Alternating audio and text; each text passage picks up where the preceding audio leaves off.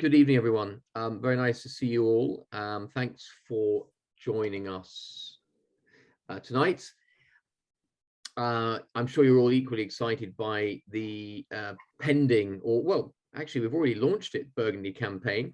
Gets earlier every year, but we're here this evening to introduce the vintage. We've got plenty to say between Nathan and Nick and myself, but I think as much as anything, we really want to hear what's of interest to you. So, any specific questions you've got as we go, either shout them out or do use the chat as ever. I do hope you've got a nice glass of Burgundy to hand, or at least you can pretend you have. I do. We'll kind of come on to the two glasses I have in a bit, because it's really quite pertinent when we move on to specific consideration of the whites.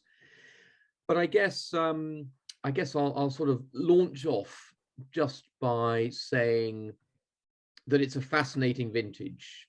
Obviously, you have to take everything that we say with a pinch of salt, because we're wine merchants and we love Burgundy and we need to sell it. So, that caveat aside, I can see no reason whatsoever why anyone who loves wine, and certainly anyone who loves Pinot Noir and Chardonnay and Burgundy, would not be very interested in the 2020 vintage. That having been said, so long as you're buying all your wine from us, you'll obviously be fine. If you dare to go elsewhere, then tread warily. And I obviously, joking aside, it is a vintage where, it was an extreme vintage. The weather was extreme. And, Brian Siev, our dear friend, who's the winemaker at Domaine de Monti, I think summed it up very succinctly when he said that, there are certain vintages where, as a winemaker, you get to choose when you pick. But 2020 was not that vintage. It really wasn't. You had to pick when nature told you to pick, and if you screwed it up, then you were ending up. And there are red Burgundies from serious producers like Sylvain Catillard and Emmanuel Rouget, which are 15.5 to 16%. So now, so that is not Burgundy in my book. And it really, and this was a matter of picking 2 or 3 days later than others. So I do think the vintage is fascinating. It's certainly an easy vintage to taste. I know when Nick was out in Burgundy and when Nathan and I were out in Burgundy last month, the wines were extremely pleasurable. That doesn't mean for a moment that they were lightweight. In fact, quite the reverse. The level of concentration, the polyphenolic development, the color in some of the wines. I mean, the Malcanthor from Clos Frantin looked like, well, I won't say Barossa Shiraz, but I mean, it looked more like Syrah. It's so intense and dark. And I think, before I get too carried away with specifics, just as a general introduction to the vintage, it's a hot year. But more than being a hot year, bearing in mind it was the third in the trio of solar vintages after 18 and 19. And interesting, it's going to be very interesting that those three vintages are sort of top and tailed by two much cooler vintages, 17 and then 21. In the case of 21, the harvest was by and large a full month later. I mean, a full month later than 2020. But we're getting used to heat. That's the key thing. We're getting used to heat. 15 hot, 16 hot, 18 very hot, 19 hot, with spikes. 20 was hot, but the key thing about 20 was the drought. It was incredibly dry. And this meant that you had the earliest harvest on record. And I can completely understand why wine lovers, wine buyers, that might get alarm bells ringing, because you think, gosh, very early harvest, very hot year, very dry year. Will the wines have balance? Will they have complexity? Will there be enough acidity? And the honest answer to that question was no one really knew until the first fermentation, until the, you know, I think definitely when I was out in Burgundy in November last year, and you know the 2020 grapes were still fermenting away. Some of them, many hadn't done mallow, you know, etc. It was very much an open question: is what are these wines going to be like? Because this was a vintage which no one had really experienced before. The closest comparison was 2003 in terms of vintage conditions, which made a very specific style of wine, 2003. So if you look on paper at the weather, the climate patterns for 2020, the nearest comparison really is 2003. And yet I can absolutely promise you the wines bear no relation to 2003 whatsoever. There is nothing, well, at least not in the producers that we tried, there is nothing baked and there is nothing jammy about the reds. There is nothing low acid or flabby about the whites. And this is, I'd say, largely to do with two things. Both the grapes or the vines and also the winemakers have adapted to hot vintages. You know, it's now the norm and they know what to do. And the grapes themselves seem to be better at coping with the heat. One of the things which you might have read if you follow Neil Martin, and of course, if you do love Burgundy, there's no reason why you wouldn't. One of the things that he mentions, which in his report, his first report just earlier this week, I think it was on Friday actually, and a number of growers have said to us, the key thing is that although it was very hot and very dry, the tartaric acid stayed high. So whilst the malic acid in the grapes dropped, the tartaric acid stayed high. And tartaric acid does not drop so rapidly at that latter stage of ripening at the tail end of the summer before harvest. And I think this has made all the difference to the wines, because the whites have incredible vitality and vivacity and freshness. They really do. And the reds as well. And God knows the reds need it, because the reds are as concentrated and intense a vintage as I've ever tried. And yet the slightly perplexing thing is when you taste them, they're clearly in a different mold from, say, 15 or 18, which are very, very ripe, almost, well, I won't say blousy, but they're certainly very forward, very opulent vintages. I would say 20 is concentrated rather than opulent, but this acidity, this freshness, means that the wines have great energy, really impressive energy to them. So it's an exciting vintage, I've got to say. You know, we've tried a lot of producers, probably more than we have done previously, which is why we had to split our trip into two, because we couldn't fit it all into a single week. So Nick went out for 3 or 4 days, Nathan and I went out for 3 or 4 days. One of the challenges with this vintage is it's a short vintage. I hate to say it, but you know, the drought means that there's less fruit and there's less juice in the grapes. So, you know, yields in some cases are down by a third. Pierre de Rocher, for example, 30 hectoliters per hectare in 2019, 20 in 2020. So, you know, it's not no one has made more wine in 2020. Everyone has made a barrel less, or maybe 2 barrels less. So it's a short vintage. So we have been casting our eye around for new growers to work with, or rather maybe growers that are new to us to work with. So you will see 1 or 2 new names on the Honest Grapes en primeur offer, which we're very proud to be working with. And we need to, because the demand for Burgundy is only going one way and the quantity is only going the other. So there's a lot more I could say about the vintage. We've published our vintage reports, both Nick and myself. We've got various notes to add to that. Before we sort of plow on with more specifics, did anyone have any comments or questions just about the vintage generally, things you've heard, things you'd like to know about? Please, now's the time to start getting those questions going.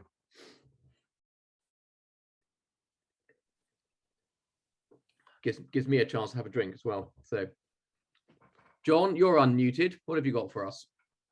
Yeah, one of the things I've observed that has been slightly frustrating in recent years in the whites is the sort of blurring of differentiation between the villages and this chase after, I'm going to put it in brackets, minerality, whatever that actually means. But do you see any tendency to head back in the other direction and say, I want a Meursault to taste like a Meursault. I want it to be different to a Puligny. I want it to be different to a Chazagne, because it is getting a little frustrating. This kind of homogeneity that you're seeing in certain vintages. Well, so this is a very interesting point, and definitely in the warmer vintages, you tend to see less delineation between vineyards and between appellations. And, you know, it's a great white, but did it come from Charme or did it come from Refaire? You know, was it Meursault? Was it Puligny? I think that 2020 is quite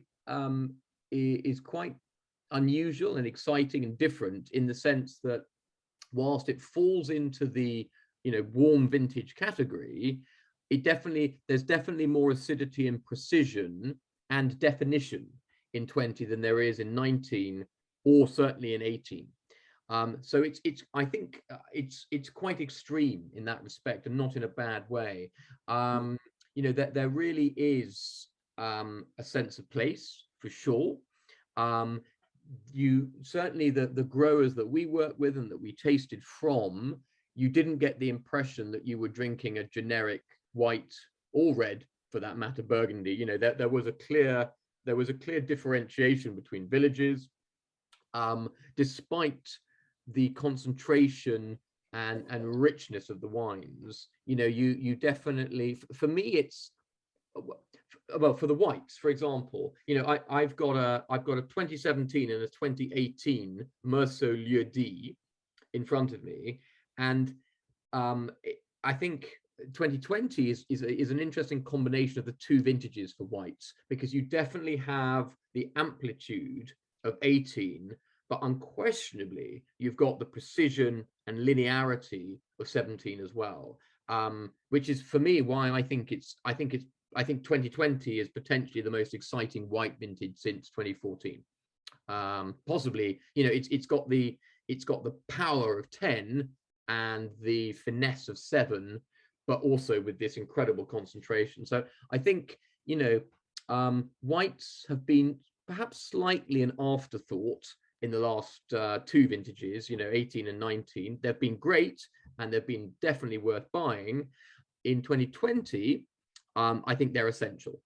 And not only because of the quality, but quite simply because if you don't buy every last bottle of white Burgundy from any vintage that you can get your hands on now, trust me, you're going to regret it come 2022. And when we're looking at Burgundy 2021 en primeur, I mean, this, you know, the volumes are risible. You know, we're down to 20 to 30%, you know, and the prices will only go one way. So, you know, 2020 could be the last serious opportunity to stock up on stellar 5-star white Burgundy until at least we know what's going to go on with next year's vintage. Tom, can I jump in on the whites there? Because I'm going to somewhat agree with something you said, but somewhat disagree with John a little bit. That I think the whites in 20, and the simple answer for me is the whites in 2020 were beautifully focused and puzzlingly racy. People have not struggled to work out why the acidity is as good as it is. But if you just look at focus in whites, now we're beyond the years of sort of Premox being a big concern. There are keep making a very complex subject simple. There are basically two things that confuse whites. One of them is oak and the other one is heat. Okay, the more oak you have, the less delineated the terroir is that the Chardonnay is shining through. There you've got a secular change in the way that winemakers are making wine. They are using less oak.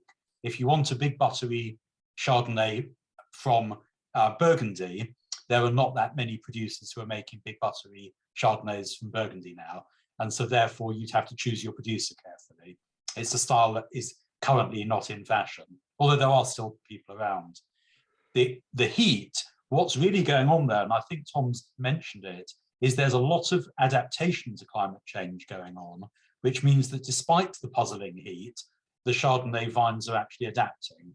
Then why is there none in 2021? One of the disadvantages of Chardonnay is it flowers early, it's got one bud set, and the frost came at just the right time to knock 80% of it out. Okay. In 2020, there's moderate volume. The main issue with volume as a collector will be how much are the producers releasing, because they're panicking about how much they'll have to release next year. But in terms of your question of focus, I don't quite agree that all Burgundy is becoming generic. I think that there are some secular changes going on. And the big upside to me is places like Meursault, Saint-Urbain, Saint-Romain, where the quality of production has gone up so much that a lot of wines are becoming much better, where somewhat less to, for example, to Pliny Montrachet's advantage, where they haven't quite moved as far with the times. So I think it's actually quite an exciting time for whites at the moment. And I'd add to that as well, John, well, and everyone, that you know, an exciting opportunity in 2020 is that there is some really, really good wine from top to bottom, from north to south. That's not to say that everything is great, but you know, we were as thrilled by some of the entry-level wines, or some of the kind of lesser appellations, the Santenays, the Savignys. You know, I mean, it's these vineyards which quite literally were in shadows, or at least didn't get the same limelight or any kind of light, or as much light as you know, the more preferred terroirs are now getting quite enough, thank you very much. And so, you know, the balance is there, the richness is there, and that's encouraging, because you know, there's more there's more wine that's worth buying. I think that's the definite or at least there are more growers in more areas that are worth looking at for sure, which is good, because frankly, you know, Burgundy prices are certainly only going one way this year. I should point out, at this stage it's a bit too early to say. We're seeing all sorts of you know, different messages. A lot of growers have yet to release prices because they want to you know, that they want to include some form of measure against the diminution in quantity of 2021 vintage, etc. So it's the pricing is all over the place at the moment. There's no clear indication of where it's going to go and what it's going to do, but it's not going to go down, that's for sure. Therefore, finding great value, finding great wines from the less exploited, less well-known vineyards and growers, you know, is becoming more and more essential, frankly. We've dwelt a little bit on whites before not that we're going to move off them necessarily, but Nick, I mean, you actually tasted probably more of our key white growers than we did. I mean, what were your thoughts on the vintage, really, in that respect?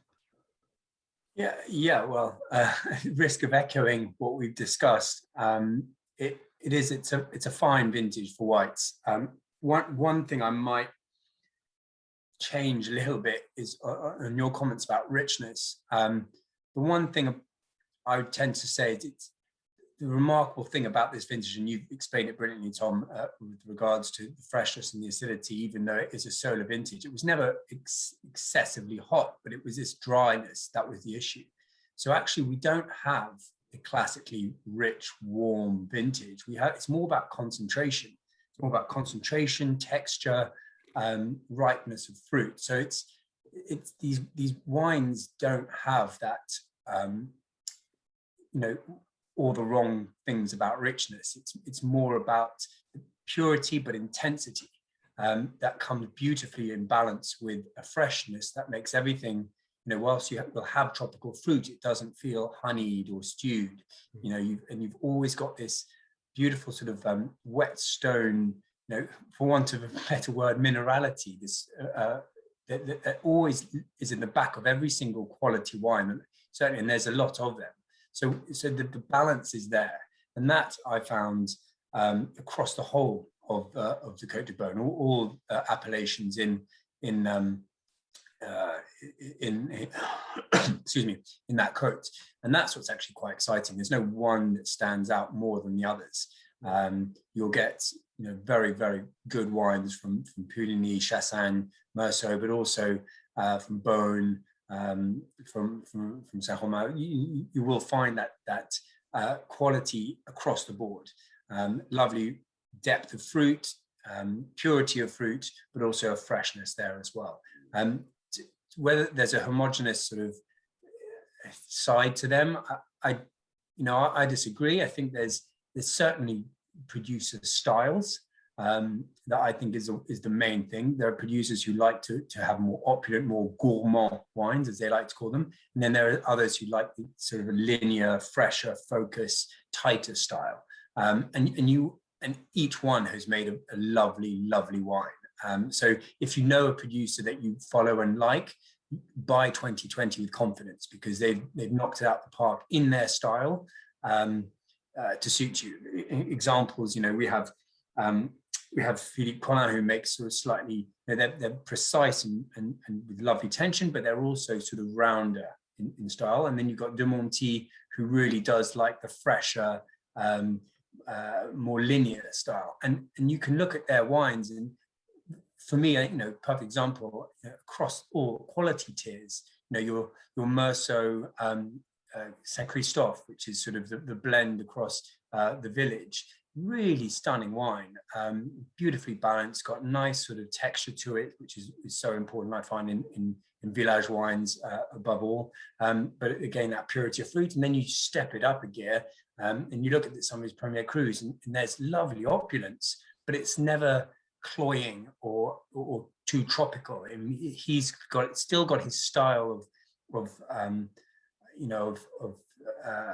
crispness, if you want, for a better word, but then you've got that concentration, and that, I think, is, you know, you'll find that with all your producers, and that's what's really exciting. I mean, we've spoken a lot about the Côte d'Or, but we also should talk about Chablis, because Chablis had a very good vintage. In fact, everything was quite simple.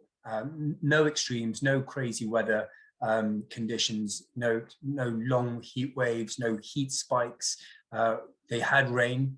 They had rain in March. They had a bit of rain in August. So actually, they had they had a really good time of it. And the quality there, you know, a number of critics have teed it up alongside as the best since 2014, certainly. And the other lovely thing is that they, across the board, from Chablis Village right up to the Premier Cru and Grand Cru, they're all of a very high standard. The key really there is, you know, if you like your Chablis, buy it now. They had as little as, you know, a lot of producers lost up to 70% this year. I mean, it was a complete opposite. 21 was a complete opposite to 2020. And you will notice tiny volumes next year, silly prices potentially. I mean, we don't know what's going to happen, but I mean, Chablis now is 2020 is a good vintage to stock up on. And you know, whether you go for, you know, your village or you know, we tasted the Vaillon, which is our Premier Cru from our Bichot, it's Long de Paquis from the Bichot stable. Really beautiful wine. But if you want to step it up a gear, you can certainly go to their Grand Crus without paying silly money and getting, you know, something with power, with precision, with intensity and concentration. So Chablis did very well, and essentially the Côte d'Or, very pleasing, if it's a little short. But that's my take really across on the whites, if you will. Thanks a lot, Nick. And there were a couple of hands up. I think actually, Catherine, I think there was a hand up there first before we go back to John. If the hands, it seems to be down on my thing, did we answer the question, or it's been answered? Okay, John, back to you. Yeah, no, I Nathan, we talked about it before. I think it's very interesting that in the hot years in the past, you've tended to sort of go up the hill a bit. And that's where the Saint-Aubins and the Saint-Romains, I agree, are making much more interesting wines now with much more sort of definition to them. And there's a few others. I think there's quite interesting things happening on the Hill of Cocktail now. And I don't know whether that's because obviously there's some very high profile changes of exploitation. But I think there was always quite a lot of producers that were not doing great things with the terroir of Cocktail and Coton Charlemagne. But I think they're all kind of raising their game. The thing that I've always struggled to do is, when you've got one of those dishes, whether it's a sort of a chicken with a heavy cream sauce or those bouchées de la reine, where you do want that sort of heavy, oaky fat, the thing that you would go to Meursault for, or you would go maybe to some of the bone. It's getting a bit harder work finding them now. Yeah, I think that there's well, first of all, to turn to the Corton point, Corton is definitely undergoing an entirely hugely justified renaissance. And you've got to remember, it's a big appellation with vineyards which pretty much cover, as all manner of different kind of aspects, south facing, southeast, southwest, kind of west, east, etc. So there's a tendency, it's kind of bizarre in a way that Corton has had a sort of a generic reputation for a certain level of quality, but no more. I would say Corton this year, the Cortons we tried were exceptional, but you did have to pick at the right time, for sure. You really did. And we were delighted to see, but not surprised, I have to say, to see how well Neil Martin reviewed Jane Eyre's Corton this year, which was absolutely outstanding. I mean, it really was. And that's a blend of 3 different parcels, Renard, Brezonde, and Perrières, which I think is the first time she's used that vineyard. But some of those sites are right up pretty much on the tree line by the forest, and a bit of elevation, definitely no bad thing in a vintage like 20, although probably less salient than in a vintage like 19 or 18, whereas Nick was saying, heat wasn't quite so much the issue in 2020, it was drought. So actually higher up the hill, you're even further away from the water. So it's a bit of case of swings and roundabouts. But with regards to altitude, there's clearly one area which is definitely coming of age, and Jasper Morris spent quite a long time dwelling on it in a podcast recently in discussion, which is the haute côte. So the haute côte now is making stunning wines. We have quite an exciting project coming up with a dear friend with an haute côte wine, and whereas 10 years ago, 15 years ago, you might get the odd vintage where the fruit got sufficiently ripe to be exciting. Now it's perfect. And I think it's the combination of altitude, and the quicker you get onto the bedrock, the quicker you get onto limestone in haute côte, in fact anywhere by and large, but particularly at these higher altitudes, the more quickly you get exciting wines and differentiated wines, well delineated wines in these hotter years. So I think that, well, it's definitely clear that altitude is helpful in a number of ways. And of course we all know that however warm it is during the day, those cooler nights up high avoid the tendency for the aromatics and the acidity to kind of continue to be baked out with the day's heat. So I think I think Corton, particularly up the hill, and areas where there's altitude, definitely the way forward. Conscious of time, Anna, I see your hand is up. Anna and Jeremy, please launch in. Yeah, you've talked a lot about freshness, and I tend to prefer my whites certainly a bit fresher. Compared to sort of the 2018 and 19 vintages, will the 20 keep its freshness as long, or can we expect it to be fresher for longer? I mean, the pH levels in 2020 are lower than 18 and 19. So there is an acidity there. I mean, and I think were it not for the ripeness and concentration of the fruit, you might almost find that acidity a little jarring. But because the concentration and intensity is there, you actually need that acidity. So I'm absolutely convinced that the 2020 whites and reds will be for the long haul. I personally, I love 19. I love 19 as a vintage because it's the charm of 19. It's such a charming vintage. I don't think 20 is a charming vintage, you know. 20 is a vintage which absolutely grabs you. You know, it's a compelling vintage. 18 is a vintage which hugs you. 19 charms you, 20 grabs you, you know. And but it's definitely a year. These wines will go the distance. They really will. So whilst there's the core of very rich, very ripe fruit, almost comfy fruit, I think, you know, at the same time, the structure is completely there to ensure considerable longevity, you know. So I have no hesitation in thinking that this is a vintage which, whilst it was a pleasure to try on Primeur, you know, whether it will close down or just continue to drink well is a question we'll have to answer a few years down the line, but it will definitely be here to drink in 15-20 years time for sure. Thanks. Yeah, so Tom, just wanted to jump on that. It is absolutely a vintage for the I mean, yes, so they're approachable now because the fruit is there, but that acidity and that concentration, you'll definitely see these wines lasting a long time. And that's the same again with Chablis. The two, this is an age-worthy vintage, which is quite exciting, I think, because we really need something for the long haul, what with what's coming up.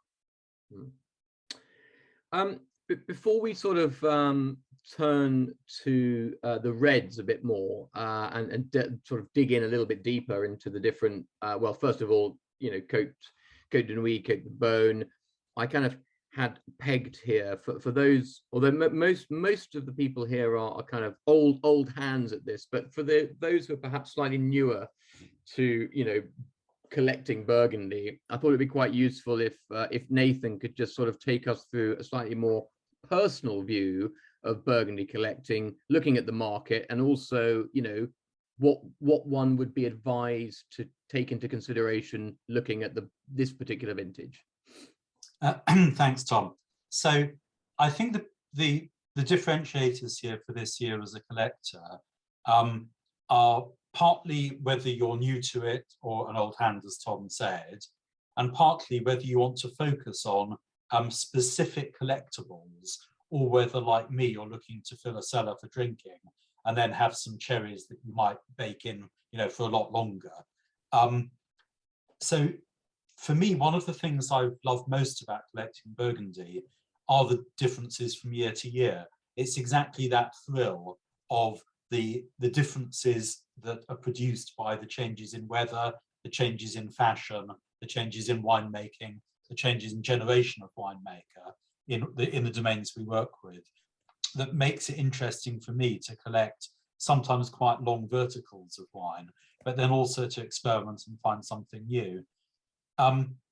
In terms of the current market, I definitely say, you know, this year is going to be a year where there's a lot of wailing and gnashing of teeth by producers, and that's also why a lot of them haven't even given us volumes and prices of allocation yet, because they're so worried about how much they'll be able to release next year. Because of the timing of the way Burgundy works, now they're releasing 2020, they've already harvested 21 and know how little white there is. But don't be too alarmed by it. The volume of white may be very low, but the volume of red in 2021, we don't know yet, but most people were telling us between 40 and 60% lower than the last few years. But in context, these are all people who it's in their interest to have less to release because they can jack the prices up for us. They've got their Mercedes bills to pay off. They're quite, I'm not cynical that much, but certainly you only have to go back to 2016 to see another year where volumes were down by those sorts of percentages on the reds. I would agree, though, I think, Tom, it's fair to say the whites are exceptionally hit in 2021. So, we will do the Welling and National Teeth mainly because we don't have enough. Our wine club has got bigger, there's less wine this year, therefore that's also why we've released some of them early, so that if you jump on them, you can get the ones you want, rather than do what we normally do and just wait until first week in January. In terms of collecting, though, a few little tips really. If you're fairly new to it and you're looking to start collecting on a budget, I'd very strongly recommend that you talk with whoever looks after you in our team, Tom, myself, Nick, James, Charlie, Luke, Angus, and so on, and trade down. The prices will be up. We're already seeing prices between 10 and 30% up on last year. There's a bit of exchange rate that will ameliorate a bit of that. So we're seeing the euro prices coming in. But the quality in general is pretty high, and therefore trading down to village level wines, regional wines, Lieu D, you don't have to buy a wine from a big producer with a big name and a flashy check to get a really good wine in 2020. I'm noting the note from Steve Cooper. We're going to get onto the reds soon, but we've been quite selective in taking out reds that we weren't all that happy with. Therefore, everything on our list, they'll put our names to. There's a lot of good quality. There were things about the way reds were treated because of the solar year that meant there were some that were less attractive to Nick, Tom, and myself than others. But it's definitely not a year to sneeze at in terms of the reds either. So I would definitely, if you're new to it, if you're collecting on a budget, or if you're just looking to have a good slug of drinking wines in your cellar, I would definitely look to trade down a bit, partly to ameliorate the loss of volume and the higher prices, partly because the wines are very, very good. I'll disagree slightly with something Tom said earlier, which is the whites are showy and taste well now. The reds, I think, taste less well now in barrel, less well. I mean, they're less forward and showy now than the 17s, 18s, and 19s were. And that's because of the tannin structure and the acidity in them. At the time Tom and I were there in November, a lot of the producers were rushing to bottle wines that they'd normally bottle in February because the balance of the tannins and acidity was changing so rapidly at that time. They felt already ready to bottle them, whereas they hadn't felt that earlier. So if you do get to an en primeur tasting, and we'll come to that later, obviously the current situation, whether we'll be doing it live or sending samples around, I think you should look for barrel samples tasting very different from bottle samples at the moment. It's definitely something we found. If you're looking to collect, we're not really big, Burgundy investors, but if you're looking to collect for value appreciation or to have trophy wines in your collection, this year is the year to jump on your allocation quickly and pay whatever it takes. So, for example, there are wines which I have in my collection. I'm not going to say to any wine merchant, I'll pay whatever it takes, but I don't want to let go of my allocation. I want it in my collection. It will cost more. It will cost more this year, but that's it. And you've just got to ride with it and just say, if you're seriously into collecting from a particular producer or a particular wine, Burgundy is not a cheap wine in the first place. Tom and I will fight over, our Malcolmsaw and things like that. There are things like that where I'll just take them. There's a couple of other things to note as a collector. There's a big change going on, and it's partly climate change inspired and it's partly new winemakers, where Tom's mentioned the oak coat, Nick has mentioned Chablis. I'm famously a Chablis hater. I don't like the sort of green apples, steely stuff. I like the Meursault and Montrachets and Saint-Hobars and Saint-Romains and so on, rather than Chablis. But actually 2020 is a good Chablis for Chablis haters. The warmth of the vintage, and by the way, I'm not saying a bad thing about Chablis there, I'm just being honest, that the warmth of the vintage has treated Chablis beautifully and lent a somewhat more plumpness and ripeness that's taken away from some of those sour notes that don't really appeal to me in Chablis. For me, it's made Chablis much more approachable. This is a secular change. It's a change in winemakers, it's a change in the vines as a result of global warming. So that's my last big thing to say in terms of being a collector this year, which is, please, however young or old you are, don't think that because you disregarded something a few years ago because it wasn't your favorite, that you should just rule it out again. Chat with people like Nick, Tom, and me who've been there. Chat with our team, because Burgundy is changing.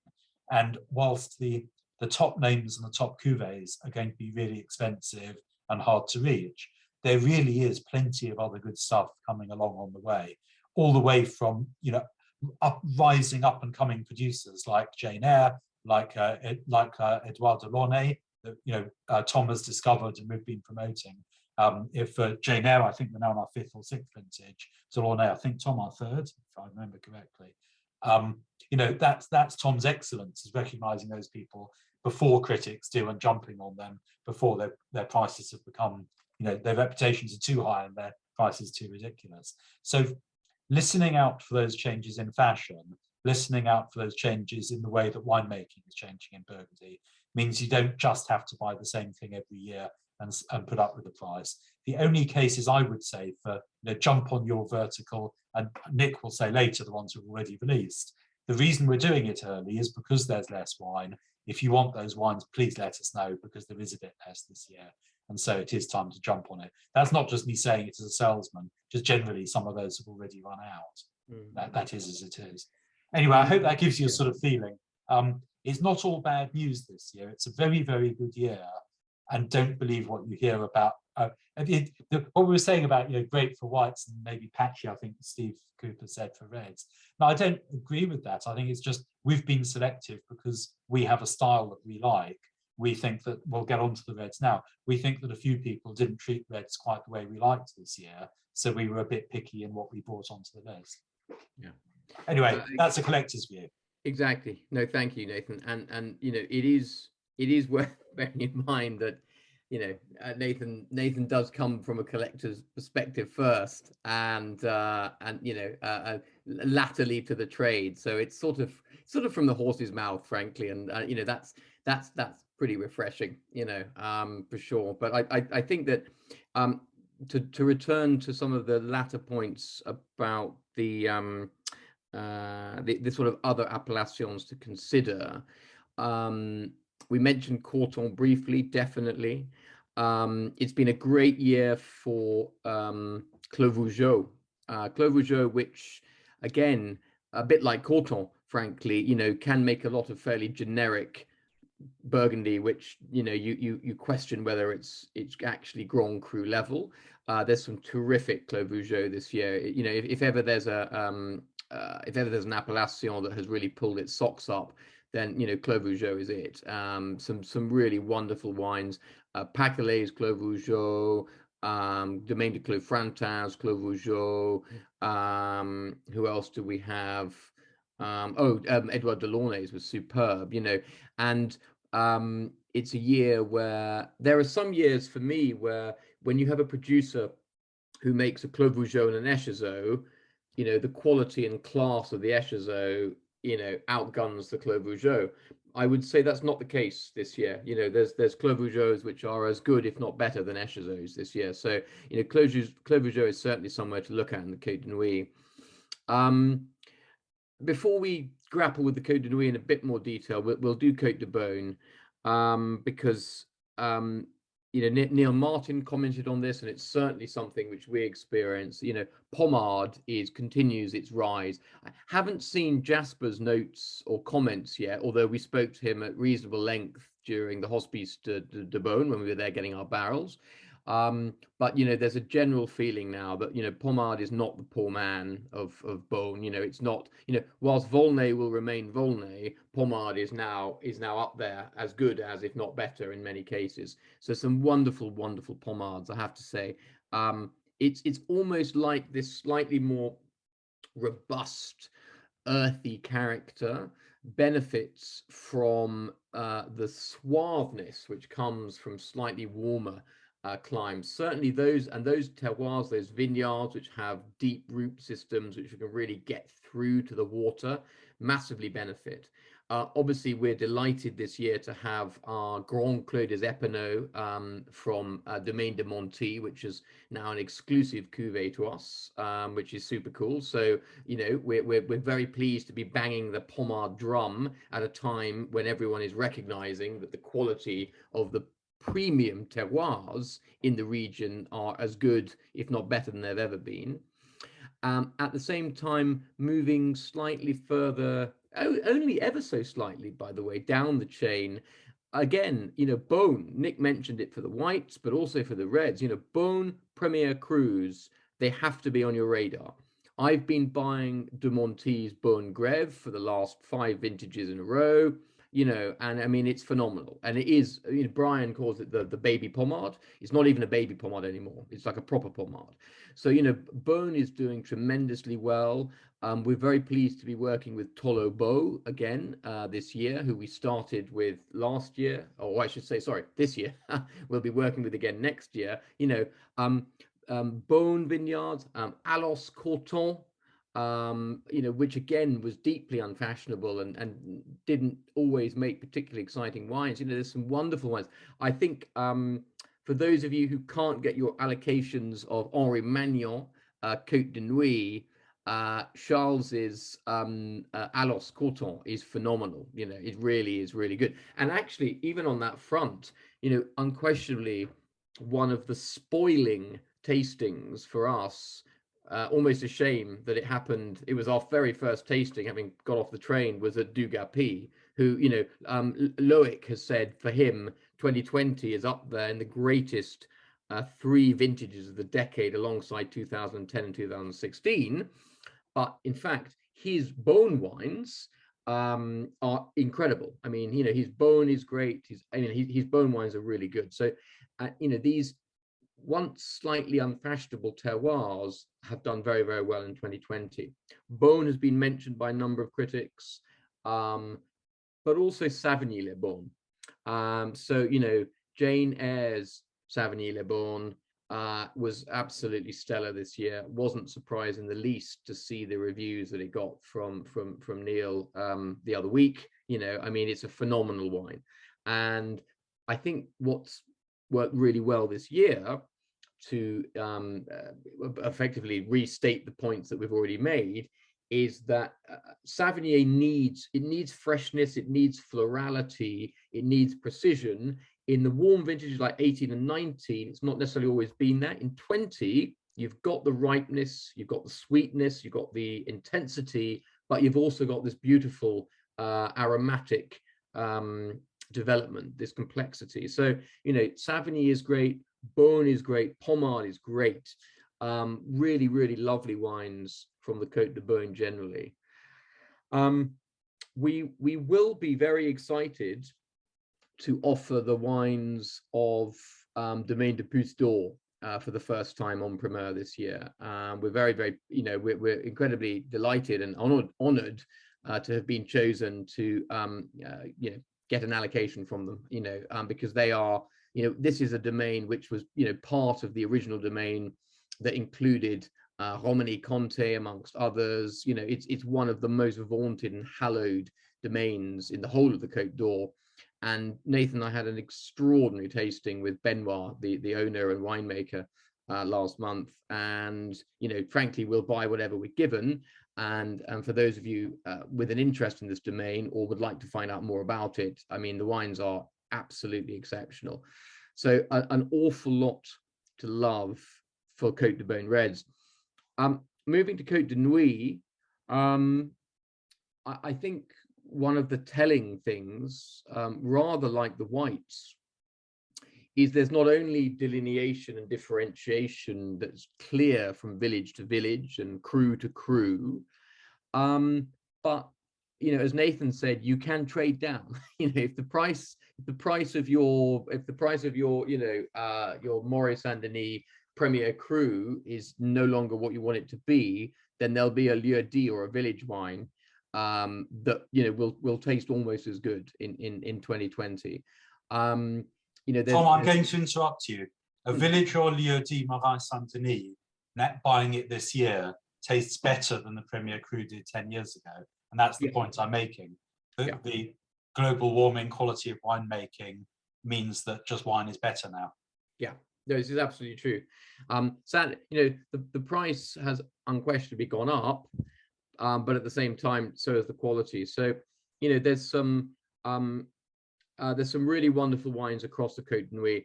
As ever, we tried some incredible Gevrey Chambertins. We really did. As I said, Dugapi has had an incredible year. Charles Magnan, Henri Magnan, incredible wines, really quite plush and rich. Pierre de Rocher, for those of you lucky enough to get a bottle or two of anything of his. As I said, his allocations are down, quantity's down by a third, so there's no wine. But those wines all about energy and power, finesse and elegance, and extraordinary.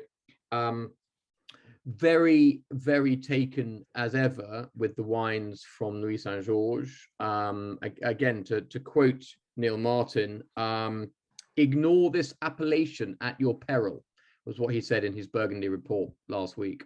And I couldn't agree more. Nuits Saint-Georges making some extraordinary wines.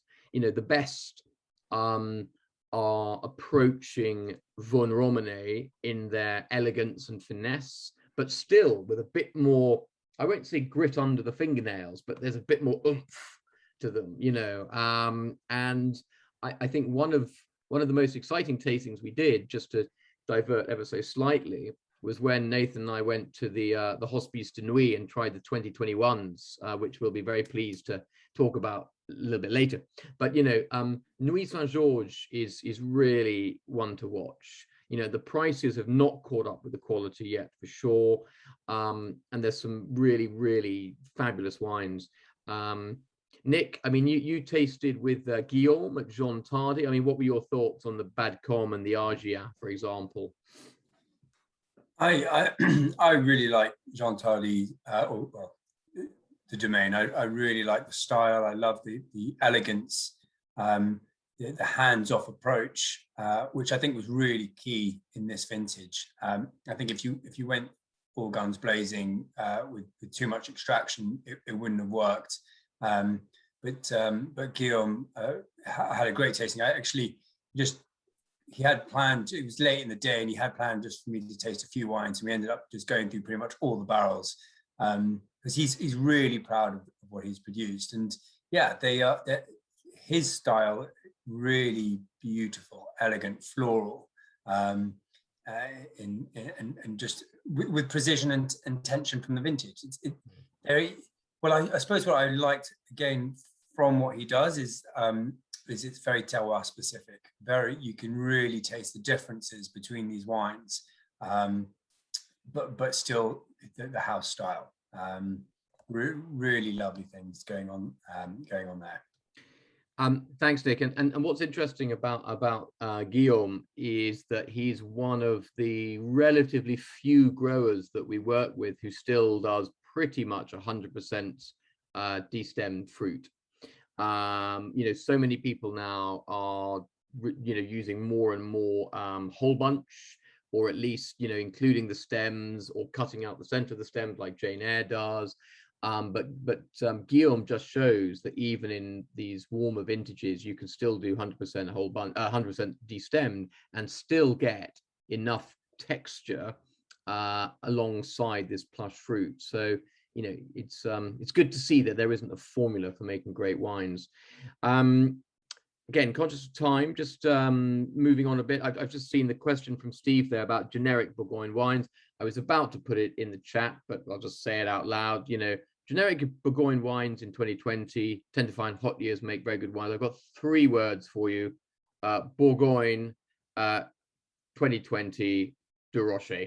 Literally, that was phenomenal. It was quite hard to leap up to the Gevrey and the Lieu-Dits. The Bourgogne is just phenomenal. It's just phenomenal. It really was knockout. So I completely agree with you, Steve.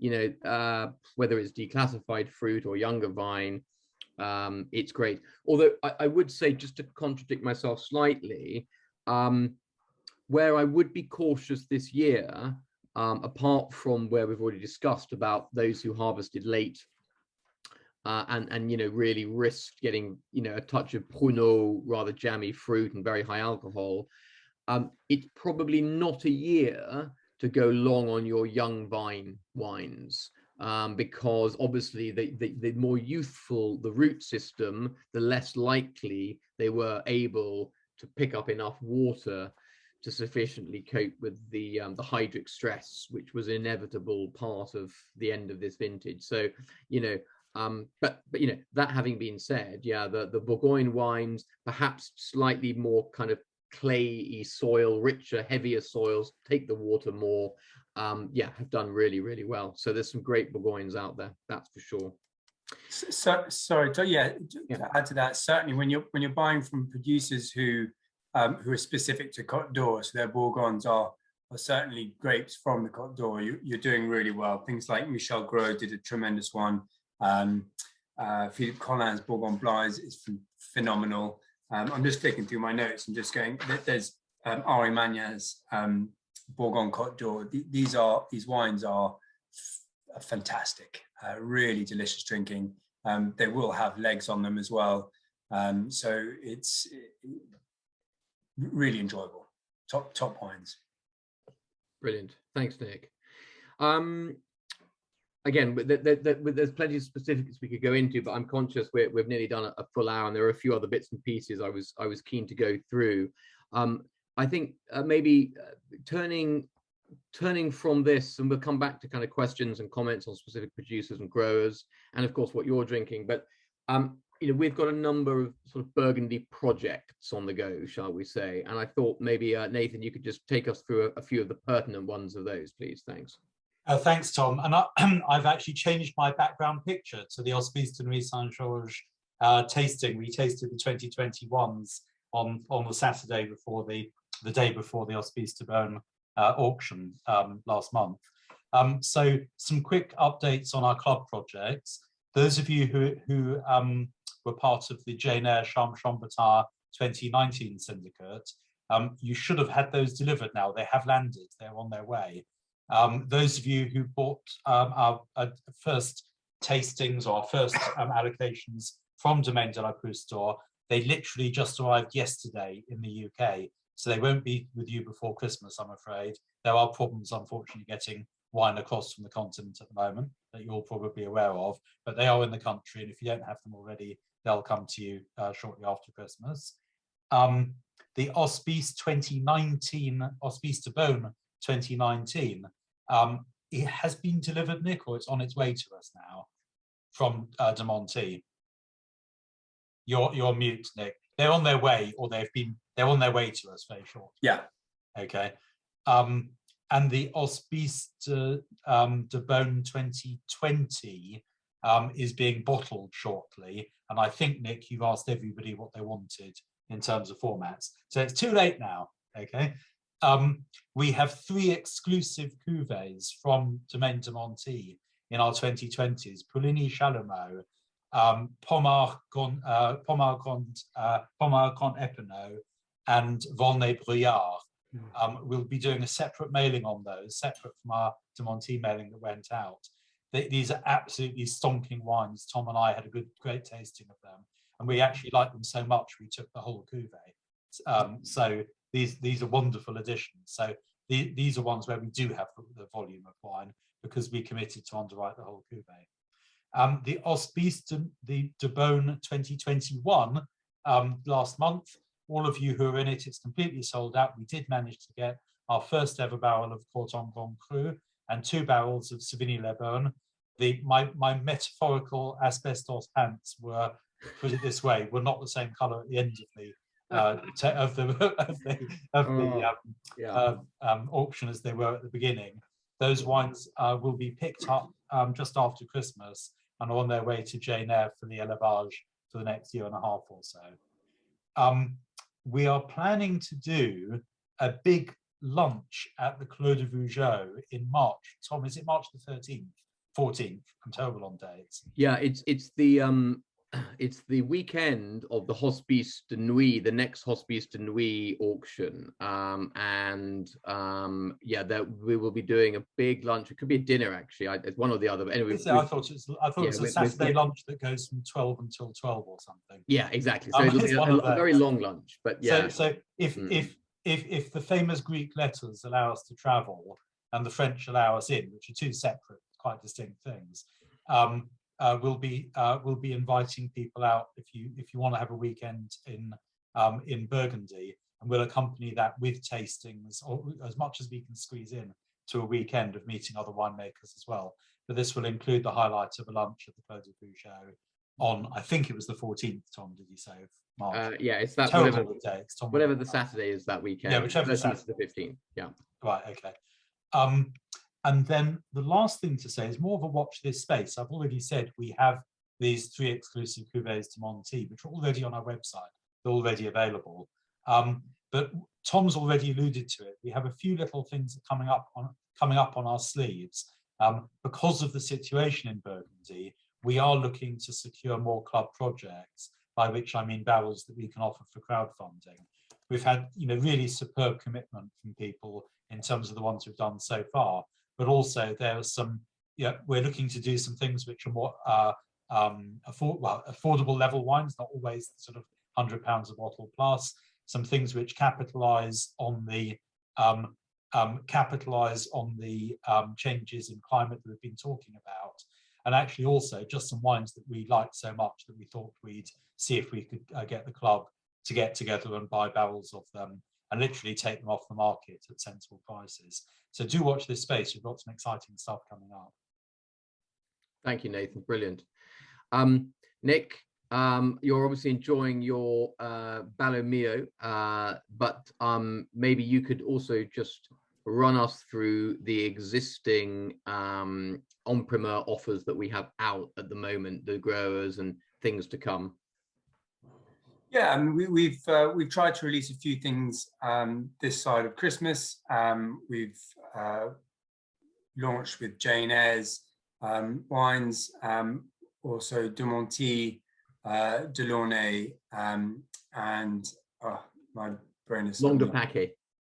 Long de Paquet, Chablis. So those are the initial ones to come out. We've got it's been a very tricky vintage to get prices and allocations from. Everyone's sort of waiting to see how things go and what other people are doing. So slowly we'll start to see a few more trickle over this side of the next couple of days.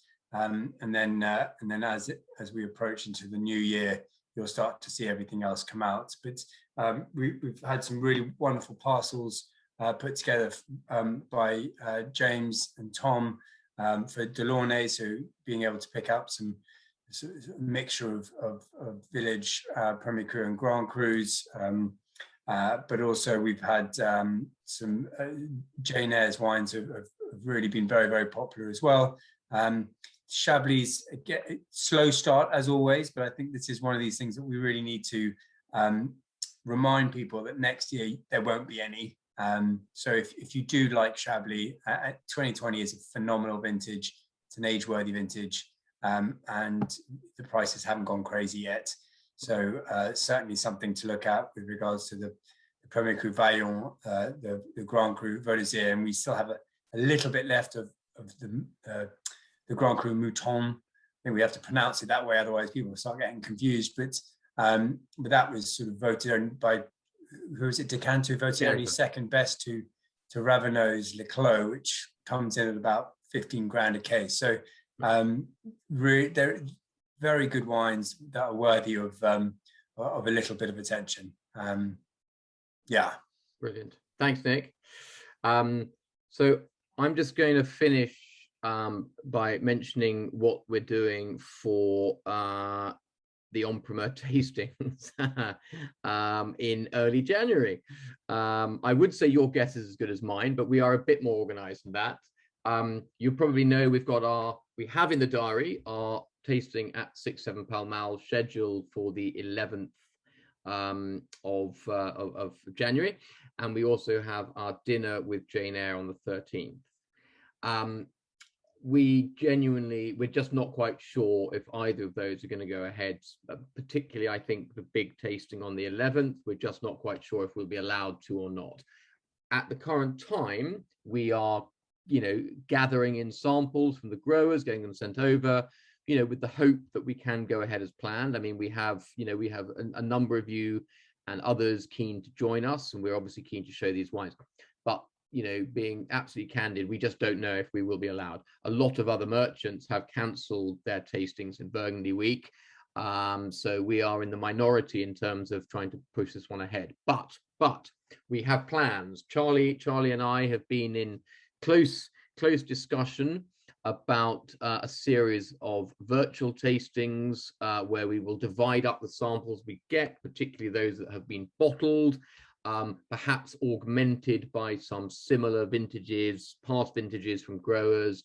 And we might be in a position where we'll be doing some virtual tastings exactly like we did this year, a series of masterclasses where, because the growers who are meant to be joining us live, and fingers crossed might still be, won't be, we will ask them to join us. So we might do sort of a head-to-head paired focus on Côte de Nuit with a couple of our major Nuit growers, and then one on Beaune, and then perhaps one across the Côte. We've got various plans, and given how adept we've become at getting wines into these little 50 cl flasks, we reckon that we can pull something together at relatively last minute, or at least Charlie can. It's on him, basically. You can blame him if it goes badly, congratulate me if it goes well.